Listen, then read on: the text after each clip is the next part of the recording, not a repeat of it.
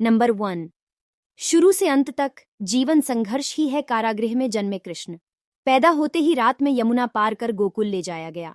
तीसरे दिन पुतना मारने आ गई। यहां से शुरू हुआ संघर्ष देह त्यागने से पहले द्वारिका डुबोने तक रहा। कृष्ण का जीवन कहता है, आप कोई भी हों, संसार में आए हैं तो संघर्ष हमेशा रहेगा। मानव जीवन में आकर परमात्मा भी सांसारिक चुनौतियों से बच नहीं सकता। कृष्ण ने कभी किसी बात की शिकायत नहीं की, हर परिस्थिति को जिया और जीता। कृष्ण कहते हैं, परिस्थितियों से भागो मत, उसके सामने डट कर खड़े हो जाओ, क्योंकि कर्म करना ही मानव जीवन का पहला कर्तव्य है। हम कर्मों से ही परेशानियों से जीत सकते हैं। नंबर 2। स्वस्थ शरीर से ही विजय है। कृष्ण का बचपन माखन मिश्री खाते हुए गुजरा। आज भी भोग लगाते हैं हम, लेकिन ये संकेत कुछ और है। आहार अच्छा हो, शुद्ध हो, बल देने वाला हो।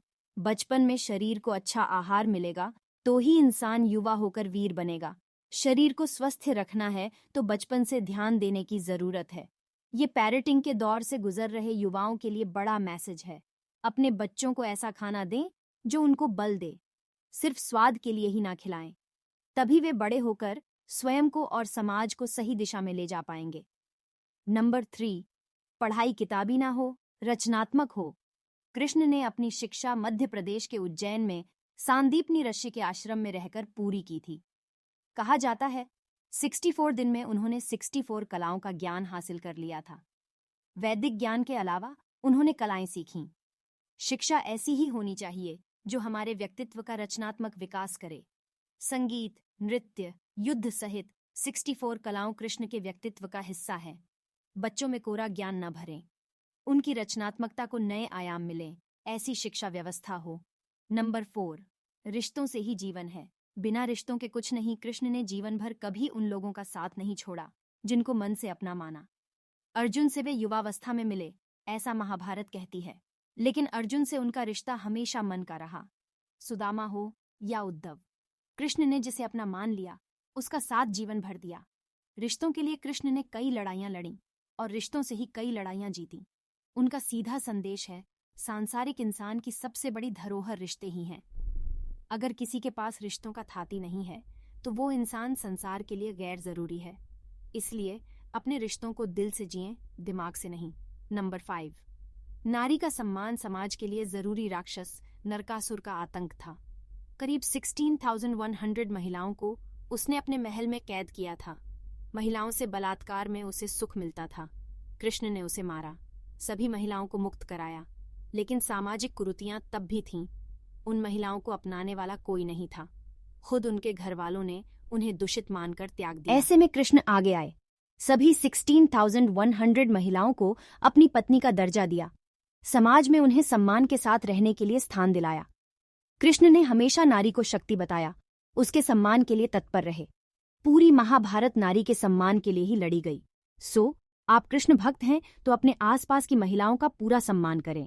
कृष्ण की कृपा पाने का ये सरलतम मार्ग है। नंबर 6।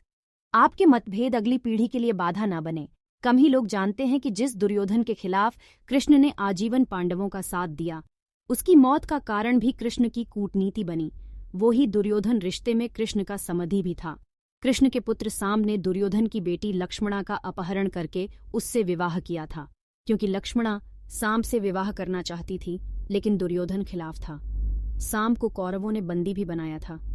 तब कृष्ण ने दुर्योधन को समझाया था कि हमारे मतभेद अपनी जगह हैं, लेकिन हमारे विचार हमारे बच्चों के भविष्य में बाधा नहीं बनने चाहिए। दो परिवारों के आपसी झगड़े में बच्चों के प्रेम की बलि न चढ़ाई जाए। कृष्ण ने लक्ष्मणा को पूरे सम्मान के साथ अपने यहाँ रखा। दुर्योधन से उनका मतभेद हमेशा रहा, लेकिन उन्होंने उसका प्रभाव कभी लक्ष्मणा और साम की गृहस्थी पर नहीं पड़ने दिया। नंबर 7। शांति का मार्ग ही विकास का रास्ता है। कृष्ण ने महाभारत युद्ध के पहले शांति से समझौता करने के लिए पांडवों और कौरवों के बीच मध्यस्थता की। हालांकि दोनों ही पक्ष युद्ध लड़ने के लिए आतुर थे, लेकिन कृष्ण ने हमेशा चाहा कि कैसे भी युद्ध टल जाए। झगड़ों से कभी समस्याओं का समाधान नहीं होता है। शांति के मार्ग पर चलकर ही हम समाज का रचनात्मक विकास कर सकते हैं। कृष्ण ने समाज की शांति से मन की शांति तक दुनिया को ये समझाया कि कोई भी परेशानी तब तक मिट नहीं सकती जब तक वहां शांति ना हो। फिर चाहे वो समाज हो या हमारा खुद का मन, शांति से ही सुख मिल सकता है, साधनों से नहीं। नंबर 8। हमेशा दूरगामी परिणाम सोचें। महाभारत में जुए की घटना के बाद पांडवों को वनवास हो गया। कृष्ण ने अर्जुन को समझाया कि ये समय भविष्य के लिए तैयारी करने का है। महादेव शिव, देवराज इंद्र और दुर्गा की तपस्या करने को कहा। कृष्ण जानते थे कि दुर्योधन को कितना भी समझाया जाए, वो पांडवों को कभी उनका राज्य नहीं लौटाएगा। तब शक्ति और सामर्थ्य की जरूरत होगी। कर्ण के कुंडल कवच पांडवों की जीत में आड़े आएंगे, ये भी वे जानते थे। उन्होंने हर चीज पर बहुत दूरगामी सोच रखी। कोई भी फैसला तात्कालिक आवेश में नहीं लिया। हर चीज के लिए आने वाली पीढ़ियों तक का सोचा। यही सोच समाज का निर्माण करती है। नंबर 9। हर परिस्थिति में मन शांत और दिमाग स्थिर रहे। पांडवों के राजसूय यज्ञ में शिशुपाल कृष्ण को अपशब्द कहता रहा। छोटा भाई था, लेकिन मर्यादाएं तोड़ दी। पूरी सभा चकित थी। कुछ क्रोधित भी थे, लेकिन कृष्ण शांत थे, मुस्कुरा रहे थे। शांति दूत बनकर गए तो दुर्योधन ने अपमान किया। कृष्ण शांत रहे। अगर हमारा दिमाग स्थिर है, मन शांत है, तभी हम कोई सही निर्णय ले पाएंगे। आवेश में हमेशा हादसे होते हैं, ये कृष्ण सिखाते हैं। विपरीत परिस्थितियों में भी कभी विचलित नहीं होने का गुण कृष्ण से बेहतर कोई नहीं जानता। नंबर 10। लीडर बने, श्रेय लेने की होड़ से बचें। कृष्ण ने दुनिया भर के राजाओं को जीता था। जहां ऐसे राजाओं का राज था जो भ्रष्ट थे, जैसे जरासंध, लेकिन कभी किसी राजा का सिंहासन नहीं छीना। कृष्ण के पूरे जीवन में कभी ऐसा नहीं हुआ कि उन्होंने किसी राजा को मारकर उसका शासन खुद लिया हो। जरासंध को मारकर उसके बेटे को राजा बनाया, जो चरित्र का अच्छा था। सभी जगह ऐसे लोगों को बैठाया जो धर्म को जानते थे।